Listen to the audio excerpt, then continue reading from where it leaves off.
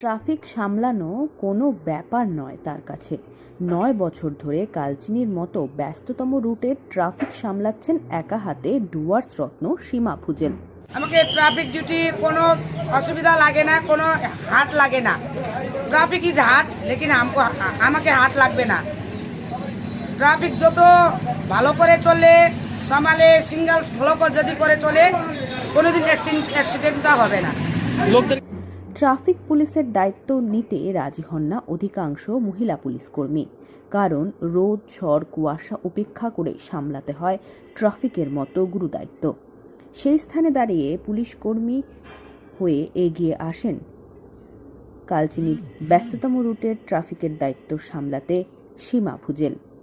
লোকদেরকে আমি বুঝাই, ভাই 1 লেট যাও, এরকম করে যাও, ইন্ডিকেটরটা জ্বালাও, আপনার লোকেশন কোথায় যাবে, ইন্ডিকেটরটা না দেখাইলে আমরা কি করে বুঝবো ট্রাফিক আপনি কোথায় যায় না যায়, এরকম করে বুঝাই আমি।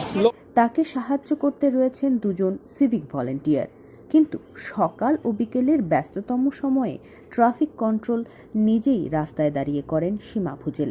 তিনি এলাকায় আসার পর দুর্ঘটনা ঘটে না বললেই চলে।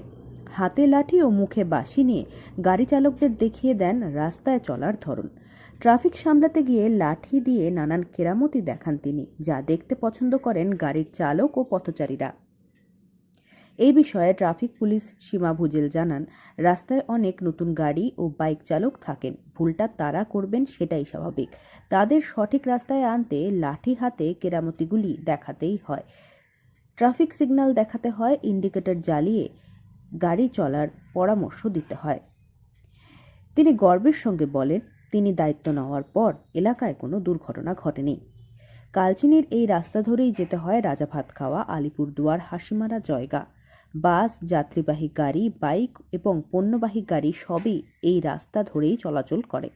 তার উপর এই রাস্তা দিয়ে যেতে হয় সরকারি স্কুল, থানা ও বিডিও অফিস। গাড়ি চলাচলের চাপ তুমুল থাকে সকাল থেকে বিকেল। কিন্তু এই ব্যস্ততম রাস্তাকে চাপ বলে মনেই হয় না সীমা ভুজেলের। তার কথায় কোনো কাজই কঠিন নয়। আলিপুরদুয়ার থেকে অনন্যাদের রিপোর্ট, লোকাল 18 বাংলা।